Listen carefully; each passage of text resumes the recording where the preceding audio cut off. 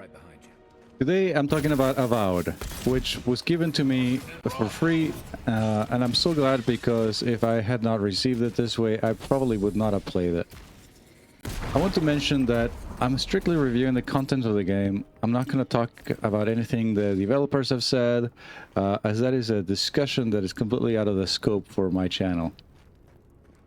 Having played a good number of hours in the game now, I can happily say that I've overall enjoyed the experience, although I'm not at all sure that for me it would have been worth $70, let alone the early play price, which I think was $90. I don't remember exactly. I'm going to talk a little bit more about the pricing at the end of the video, but first I will cover in brief what I like and dislike about the game. First of all, the game does a really good job of letting you into the game relatively quick. Yes, there's an introductory period where you have little control because you're watching a cutscene, and like many other games of this genre, but thankfully that period of exposition is pretty short, and it didn't make me start trying to skip the intro as quickly as possible, shouting, "Don't care! Don't care!" The voice acting is done really well. Thank you for returning. I wish I could say I didn't actually need your help, but I do. Something that becomes apparent right away. For the most part, you don't even think about it, because it's there and it's done well, and it helps you get into the story. Your companions banter with each other, and they talk about events in their past with each other, as people that get together generally do. The gifted magpie used to make a delicious flashberry jam. That part feels pretty natural. I feel it's done really well overall. The facial animations generally look great, and they never feel out of place when they're speaking. Although, as I played in English, maybe that is different in other languages. Your mileage may vary there. The game world itself is really well done, in my opinion, and if you like exploration, it will reward you well. I've heard people say that exploration of the game is just okay, but in my opinion, there are enough things done here that it's an 8 out of 10 for me. First of all, the look of the world is executed really well. The colors and the textures all work well with each other. There are ridges, hills, giant roots, mushrooms, myriad physical features that work in creating the environment that you then navigate. There are plenty of visual cues to tell players where to look, and you quickly get used to the game's language that's used to say, "Hey, look here." There are things like bodies in the water, small posts with rags tied to them, boards on the floor, maybe some blood splatter, something like just a small opening of water that doesn't have any source, that just invites you to dive into it. There are also instances where you need to burn away obstacles, blow up a wall, electrify a device, or freeze water in order to proceed. Having these in here is a great way of keeping the world dynamic and interesting, although unfortunately it doesn't come close to Baldur's Gate's system, where it just gives you options on approaching an obstacle. In Avowed, these puzzles are generally the only way to proceed, while in Baldur's Gate you could usually pick and choose the solution that you like the most. Unlike other recent titles, I don't know, Starfield comes to mind. If you decide to go off the beaten path, you're likely going to come across something interesting. And the things that you find tend to tell a story if you're looking for one. But that said, it's definitely the case that the first map is absolutely packed with stuff like this, whereas their overall number does seem to fall off in later maps. That's not to say that there are areas that are just empty, rather there are less accessible areas to explore in the later maps, I would say. Moving on to combat, I think it's overall simple but fun. I like the speed of it. I think the spectacle of it looks interesting without being a little too much. Swinging a weapon into the face of an enemy just feels great, although unfortunately the weight of that melee combat doesn't quite get translated into ranged combat. However, through the use of various spell effects, power shots, and abilities, ranged combat can still be a lot of fun. But what I absolutely did not like about combat is how enemies will slide around the ground in order to chase the target. I constantly saw enemies face me, they start a big swing, they put their lead foot up, and then just slide toward you as they try to connect their swing. Mechanically, at least, I got used to it, but it feels arcadey and artificial to me. Aside from that action, combat difficulty scales with the tier of the mob and your weapon's tier. If those tiers match, then you'll be able to quickly dispatch most mobs. If the mob is just one tier higher, however, combat can be significantly longer. 2 tiers, and it becomes a tiresome enough affair that most of the time I opted to just come back to that fight later. At the default difficulty, most deaths tend to come from complacency, lack of paying attention, more than being hit by something really hard.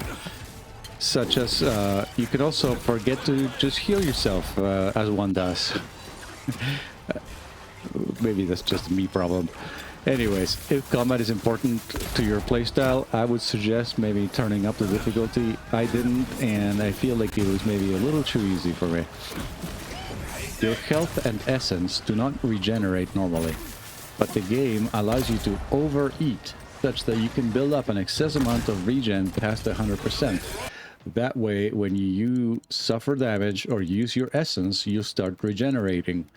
Mechanically, this mechanic is fine, but it's a little weird where you're constantly eating food and you get used to just snatching up any food you see lying around. I found the main story to be interesting, but I feel that it probably is more interesting to those that are very familiar with the lore of Pillars of Eternity. Although I remember playing those games, I don't particularly remember the lore of those games, and I feel I was missing some of the new ones. This might be slightly spoilery, but I feel like the main story also has some similarities to the Baldur's Gate 3 story. It never quite achieves the menace from Baldur's Gate 3, but the overall premise is kind of similar, isn't it? Anyways, I might be reading too much into that. Although along the way you can make several choices that will drastically affect the game world, it's unfortunate that not every conversation is treated this way. As has already been mentioned by many others, you don't really have a reputation with anyone in the game, so you are free to be an asshole to everyone and still be the good guy in the story by simply making the right decisions. That said, you do get some choices in some of the side quests that are still nice to see. Directly related to reputation is the fact that, like many RPGs, towns are littered with glowing items that can be picked up by the player. In many cases, NPCs will throw comments at you if you pick up anything that's in their vicinity, and those comments can be kind of on point and rather entertaining at times. You there? Are you just going to stand there and gawk at that body all day? He's dead. It's not you. What are you doing? This is a crime scene. That's evidence. That's the Imperial envoy. Stay out of his way. Ah, right. My mistake.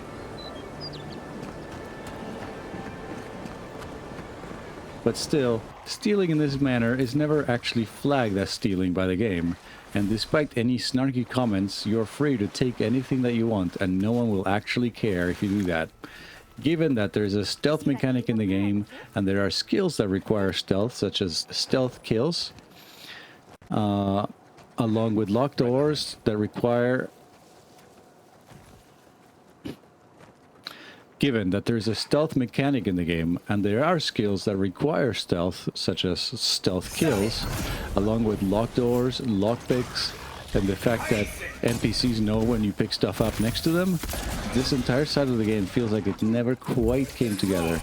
There's no lockpicking mechanism, which I'm almost happy about, really. It's just how many lockpicks you need to open any particular lock, based on difficulty, I suppose. But there's really also no pickpocketing. The goods are never marked as stolen, as I said. You never go to jail. There's no other mechanic that you can think of to go along with being a thief. Honestly, I'm a little baffled as to why the stealth mechanics didn't just get killed.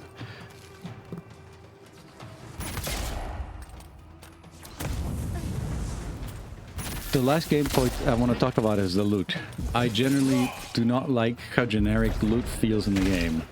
Actually, it makes me think a lot about how loot works in Diablo or even PoE, because 95% of all the items that you find in the game you're going to end up breaking up or selling to a vendor. And generally, you're mostly just going to break them up, because you need to keep your weapons upgraded, the ones that you use, and that takes a lot of material. Loot is either going to be a generic sword or a spear, or a unique sword or a spear, for example. The uniques are going to have their own look, their own abilities, and you can choose between a secondary ability as well. I love that there are unique weapons, of course, but for the rest it feels a bit meh. Once you find the weapon you like, there's little reason to dabble in other weapons. It's possible to reset your abilities and attributes, but there's enough of a cost associated that at higher levels you're only going to be able to do that a couple of times before you have to be serious about earning more money.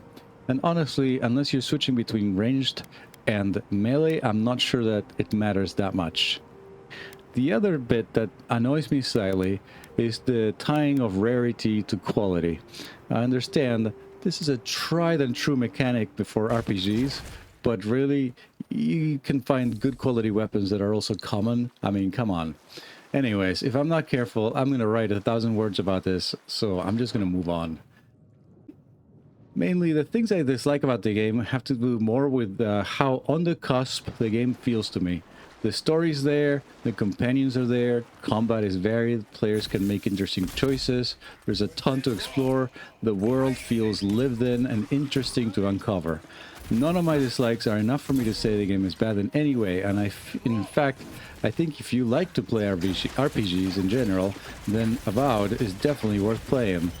But if we're setting AAA quality games, the cream of the crop, to $70 for the standard version and $90 for the premium version, I have a hard time with that value proposition for this game. Avowed is just not the best of the best at anything.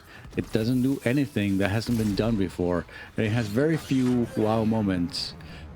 I say pick it up on Game Pass, wait for a sale. Maybe I would have paid $50 for this game, but not 70. I'll see you guys on the next one. Bye.